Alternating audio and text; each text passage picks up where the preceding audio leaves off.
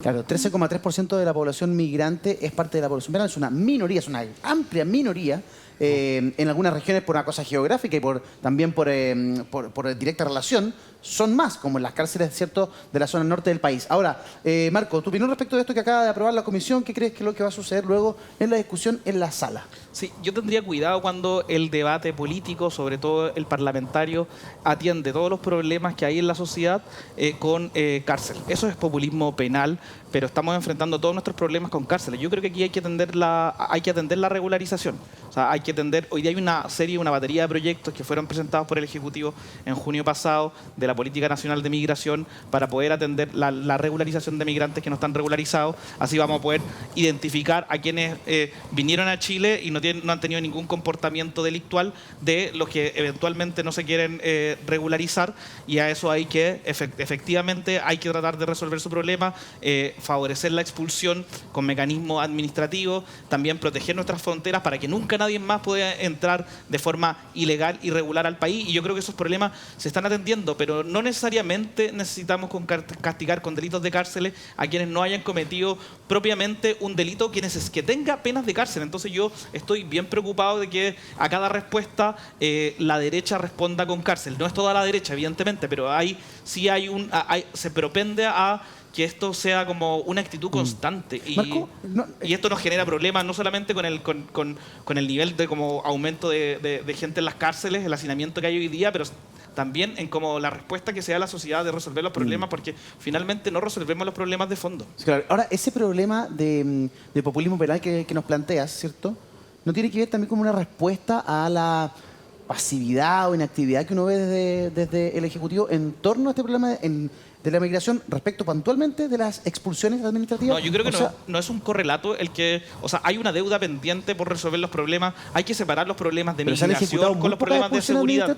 Ahí la potestad está del lado del gobierno y se han llevado adelante muy pocas. Pero no necesariamente hacerse cargo de un problema significa hacerse cargo con populismo penal. Yo creo que eso no son cuestiones que sean correlato inmediato. A ver, das ahí Mario Desbordes. Sí, a ver, me hago cargo de lo que dijo Mario Desbordes. ¿Por qué el criterio Valencia es muy malo? Por lo siguiente. El criterio Valencia dice, mire, ¿sabe qué? A cualquier extranjero que no pueda acreditar la veracidad de la información que da sobre su domicilio, le tiene que pedir prisión preventiva. ¿Sabe cuál es el problema? Usted puede estar formalizando a una persona extranjero por un delito que, si llega a ser condenado, no merece una pena de cárcel efectiva.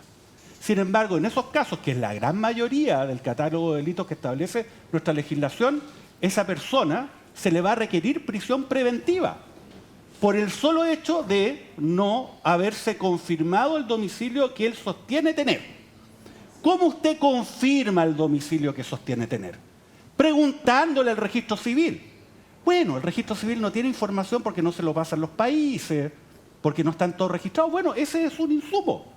Porque puede ser que sí lo tenga registrado o no, pero esa información va a ser relevante para poder considerar ese factor, que es uno de los muchos factores que se tienen que considerar para solicitar prisión preventiva. Uno de ellos, la gravedad del delito, la participación que se le asigna a la persona en los hechos constitutivos de delito, en un contexto donde estamos hablando que la investigación está en curso y que todavía no hay un juicio, en cuyo caso, si hay condena en muchos eventos, esa persona no merece, por ley, presidio efectivo. Entonces usted va a estar llevando a la cárcel y sobrecargando el sistema con personas que al final, si son condenadas, no van a estar presas.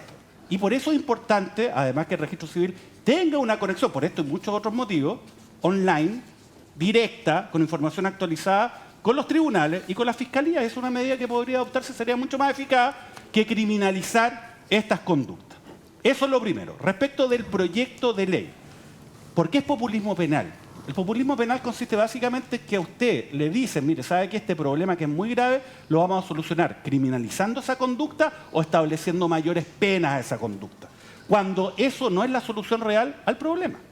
La solución real no es criminalizar, porque además uno dirá, es que la gente no va a entrar porque sabe que es delito. No, eso es fantasía. Las personas que entran ilegal a Chile, en su inmensa mayoría, son personas que entran por motivos que son mucho más poderosos que si es que se va a penar o sancionar o no en el país de destino, cuya legislación muchas veces se desconoce. Son personas que están en una situación de pobreza y muchas veces desesperados, porque además cruzan el desierto en condiciones que son bastante deplorables, incluso con niños pequeños.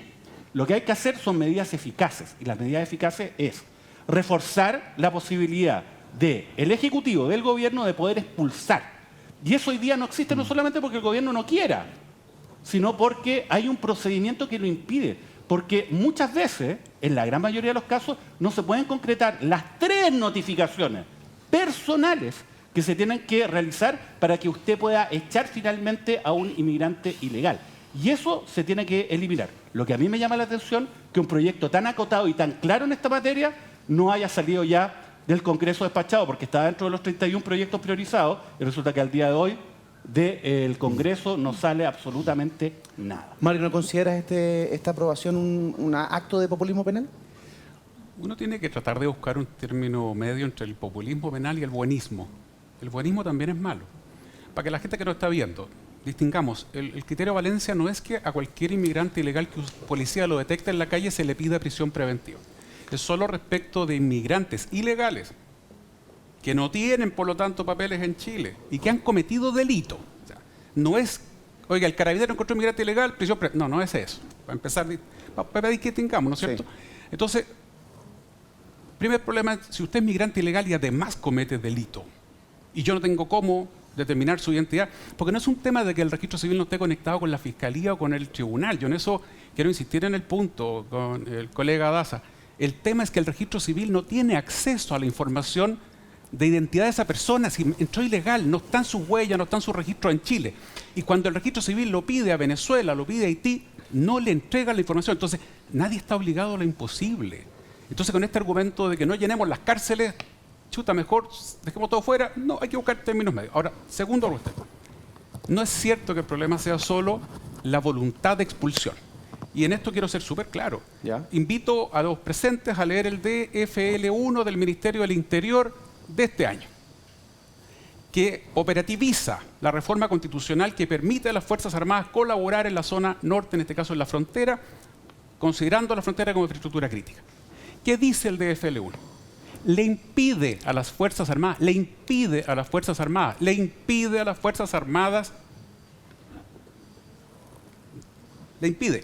para que le quede claro a la gente, no les permite frenar la migración ilegal. No están autorizados para decirle a un migrante ilegal que está entrando por la frontera, en un paso no habilitado incluso. Claro. Señor, devuélvase. No puede entrar por Es la acá. orden de carabineros. ¿Sabes cuál es lo que dice el DFL1? Y es clarito. ¿Qué dice? El rol de los militares es tomar a esa persona, requerir la identidad con el documento que tengan, lo meten a un listado y se lo pasan a carabineros, que lo sube a un camión o un bus y lo lleva al interior de Chile.